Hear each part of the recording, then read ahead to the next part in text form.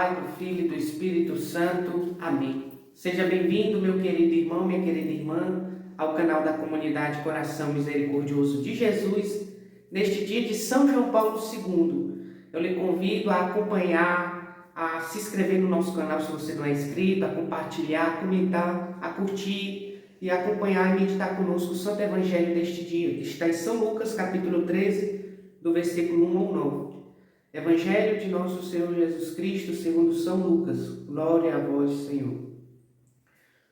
Neste mesmo tempo, contavam alguns o que tinha acontecido a certos galileus, cujo sangue Pilatos misturara com os seus sacrifícios. Jesus toma a palavra e lhes pergunta: pensais vós que esses galileus foram maiores pecadores do que todos os outros galileus por terem sido tratados desse modo? Não, digo-vos mais, se não vos arrependeis, perecereis todos do mesmo modo. Ou cuidais que aqueles 18 homens sobre os quais caiu a torre de Siloé e os matou, foram mais culpados do que todos os demais habitantes de Jerusalém? Não digo-vos, mas se não vos arrependeis, perecereis todos do mesmo modo.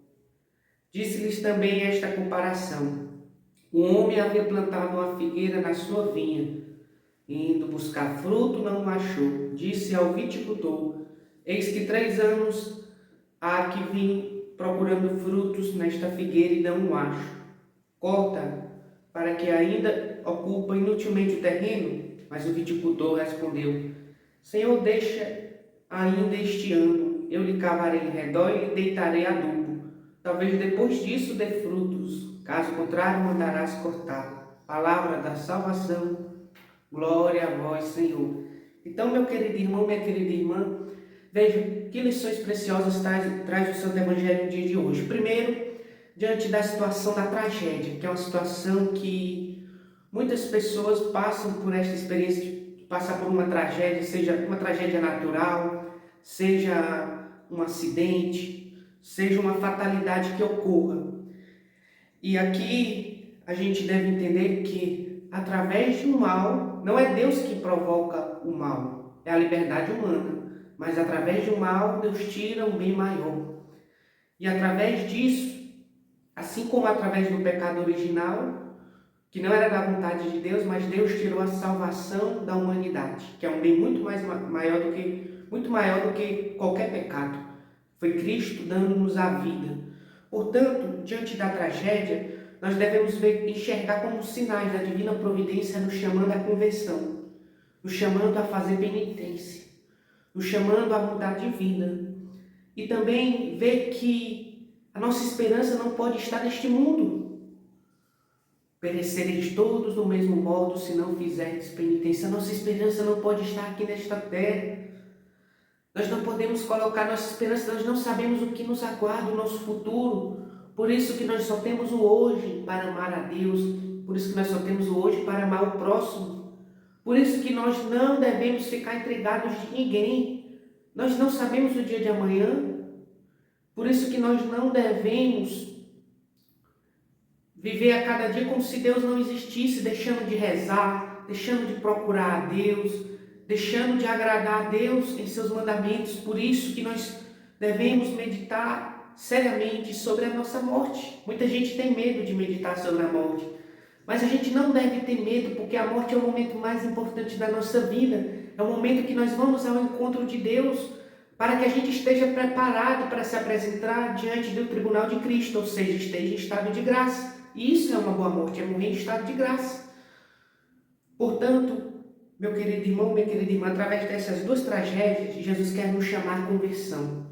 Aqui abarca todas as tragédias que acontecem no mundo, todas as situações infelizes que acometem algumas pessoas, muitas pessoas espalhadas pelo mundo.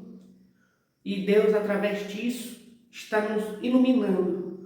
Não é que nós somos melhores do que essas pessoas, porque nós não padecemos das mesmas tragédias, mas através destes sinais, nós devemos ver o chamado da divina providência à conversão e a não colocar nossa esperança nos bens deste mundo, porque este mundo passa, mas a eternidade permanece para sempre. E veja Jesus continua com a parábola da figueira estéril, aquela figueira que não produz fruto, que o homem que plantou a figueira não encontrou fruto. E ele fala para o viticultor que há 3 anos que vem procurando frutos nessa figueira e não a acha.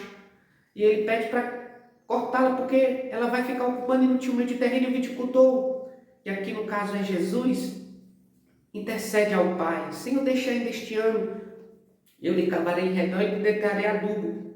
Talvez depois disso dê frutos, caso contrário mandarás cortá-lo.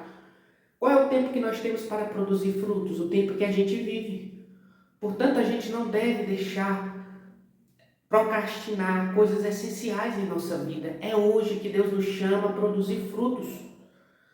E Jesus nos aguarda, nos espera com muito amor. Jesus nos aduba para que a gente produza frutos com a sua graça. Mas a gente precisa corresponder à sua graça para produzir frutos. Veja, ninguém pode dizer que é fracassado, que é derrotado, que é frustrado. Ninguém pode dizer isso. Somente aqueles que já estão condenados ao inferno. Somente esses são os únicos que podem dizer que são frustrados, fracassados e derrotados. Nós, enquanto ainda tivermos vida, nós podemos mudar a situação da nossa história. O que a gente não pode é ficar parado, deixar de fazer as coisas, enterrar os talentos que Deus nos deu pela preguiça. Mas enquanto a gente tiver respiração, até mesmo se a gente, porventura, tiver uma situação de estar acamado, uma situação no leito do hospital, ainda assim, muito bem ainda pode ser feito. Muito bem ainda podemos fazer. Por isso, a vida tem sentido para nós em Jesus Cristo. Portanto, nós não devemos desanimar. Nós devemos revigorar as nossas forças. Nós devemos lutar até o fim. Se nada deu certo até agora, com a graça de Deus, a gente pode fazer com que agora possa dar certo. A gente pode fazer o bem que a gente deixou antes de fazer.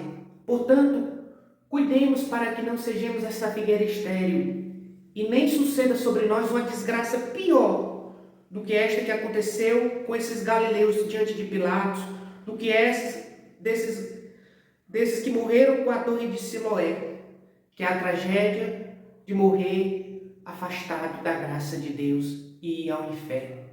Que Deus, nosso Senhor, não permita que caiamos nessa tragédia que é a pior desgraça que possa existir. Que Deus nos conceda, pela intercessão da Virgem Maria, uma boa morte.